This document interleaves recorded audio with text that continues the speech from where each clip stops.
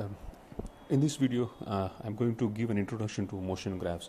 Right. So let us look at some very simple cases for motion graphs. Right. I'll begin by looking at any object or any body in the universe. Right. If I look at any object or any body in the universe, there are two possibilities. One is that it is at rest or it is in motion.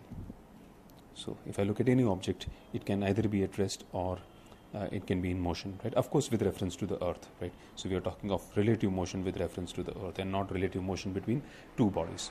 So with reference to Earth, a body can be at rest or can be in motion, right? If it is in motion, then there are two possibilities. One is it is moving with uniform velocity, or it is moving with non-uniform velocity, right?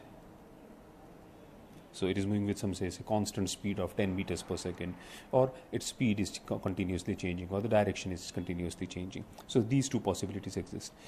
Taking this argument further, if it is non-uniform velocity, then there are two possibilities. It is moving with uniform acceleration, or it is moving with non-uniform acceleration.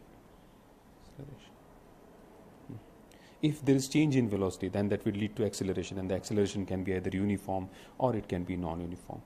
If it is moving with uniform acceleration, let us say the acceleration is constant of 5 meters per second, then it can be positive or it can be negative. So there are two possibilities over here: positive uniform acceleration, or it could be negative uniform acceleration.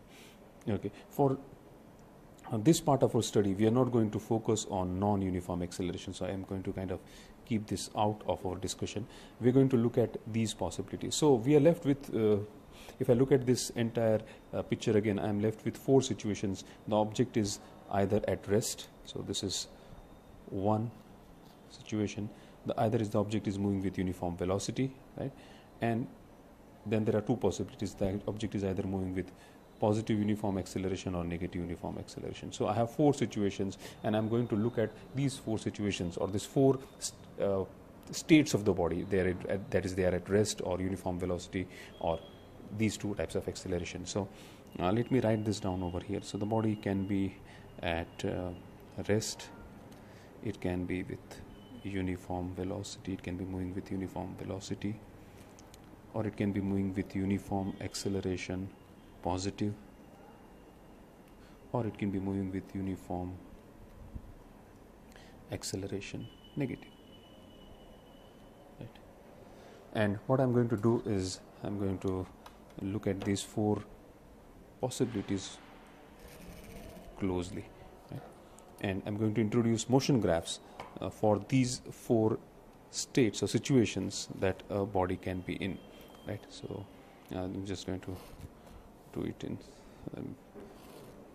just form columns, and then we'll plot graphs of all these four situations, right? So now there are three types of three types of graphs that we are going to look at. One is ST, that is displacement time graph, and VT graph, that is the velocity time graph, or the AT, acceleration time graph. So essentially I'm going to plot these four graphs over here, right? And see how the shape of this graph looks like, right? So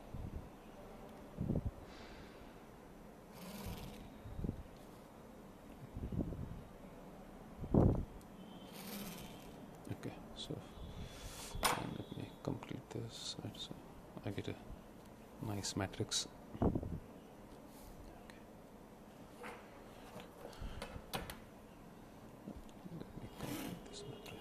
Here, and let us say I complete this over here.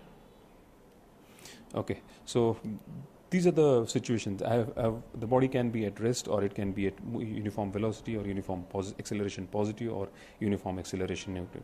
And I'm going to plot a ST graph, VT graph, NDT graph for all these four states or situations of a body. Let us begin with a simpler case of body at rest. When a body is at rest, its displacement is zero, right? It's not moving at all, right? So if I get the ST graph, if I get the ST graph, if this is S and this is T, the graph that I'll get will be a horizontal line on the x-axis. The graph will be something like this. this pink colored line will represent the ST graph, because this is S and the displacement is 0 over here. It will have some value over here, maybe 5 meters, maybe 10 meters. Similarly, here I will have time 1 second, 2 seconds, 3 seconds, so on and so forth. But with time, since the body is at rest, the displacement remains 0, right? So this will be a graph on the x-axis, right? Of course, this is assuming that the body is at rest at the origin when it is starting. The graph can also be a horizontal line somewhere over here, because the body would have moved maybe a distance of 5 meters and then come to rest. So this graph can be a horizontal line here also, because that would mean that the body has moved distance of 5 displacement of 5 meters from its origin, from where it started, and then after reaching 5 meters it is at rest. So this could also be a graph, right? Okay. What about the VT graph? Let us look at the VT graph. Let me get this line. This is say the VT graph. Now the body is again at rest. The body is at rest, so the velocity of the body is 0, right? And therefore the velocity is 0. So this is 0 velocity. Let us say this is 0. This is again, say it is 2 meters per second, 4 meters per second, and so on. Time 1, 2, 3 seconds, right? So since the body is at rest, the velocity is going to be certainly going to be 0. So you'll get a graph on the horizontal line, right? You'll get a graph on the horizontal line. Now this graph will certainly be on the x-axis, because the velocity is going to be 0. It cannot be over here, right? Same is the situation with the acceleration time graph, right? If I draw the acceleration time graph, right, I'll get, let us say this is acceleration and this is time. Again, for a body at rest, the acceleration is 0. So you'll get a graph on the x-axis, right? And you'll get a graph on the x-axis. So this is going to be the ST. This is going to be the acceleration time graph for the body, right? So we have looked at the various graphs for a body at rest: the ST graph, VT graph, and AT graph. And now let us look at uniform velocity, right? When a body is moving with uniform velocity, what happens is it is covering the same distance in same intervals of time. So let me show a table over here, right? Let me say that this is time t, and let us say the distance covered s, right? So let's take a few values. So time is 0, 1, 2, and 3 seconds, right? Time is in seconds, say distance is in meters. Now let us say the body is moving with a constant velocity, because we are looking at uniform velocity.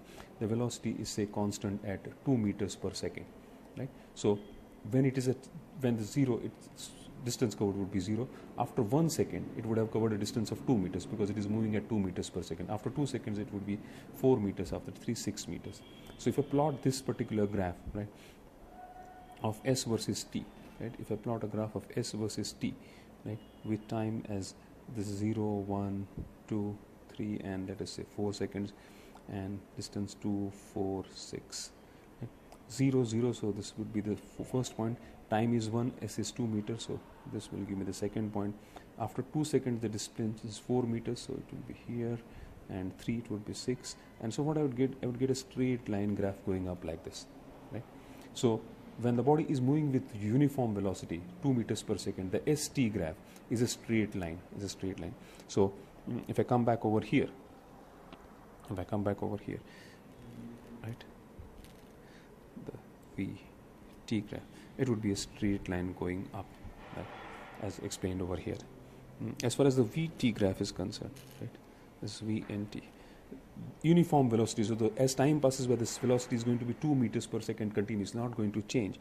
So if this is 0, this is 2, and this is 4, the graph will be a straight horizontal line like this, because the velocity is 2 constantly. It's not changing at all. Okay. Coming to acceleration time graph. Now we know that acceleration is change in velocity